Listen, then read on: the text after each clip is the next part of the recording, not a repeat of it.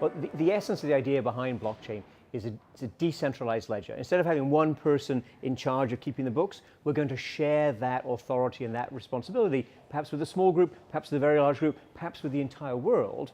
That is the idea behind blockchain. The threat of blockchain is that big tech is going to come in and challenge big finance. So that's something you have to be aware of. The technology companies obviously like new tech, they like innovation, they're very good at rolling things out, they have good relationships with customers, good brands. You need to be paying attention. Your clients are interested, your customers are interested, the people who invest through you might want access to these kinds of opportunities, or they might be thinking about going in other directions to get access to these opportunities.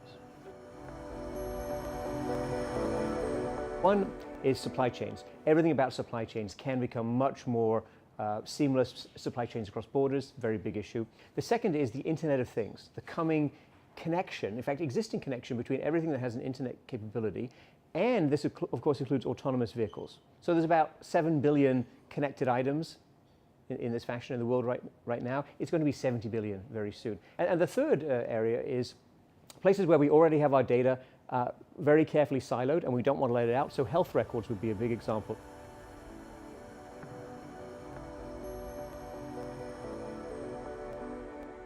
Blockchain, the goal is to decentralize and to push some of the risk away from a few central big intermediaries. Okay, that's a legitimate goal, but will we be creating new forms of systemic risk in unanticipated ways? I think that's a legitimate question. The good news is the regulators are paying a lot of attention to that, and they're also not inclined to shut off the innovation. So if we can find that balance, but we should always be asking these questions.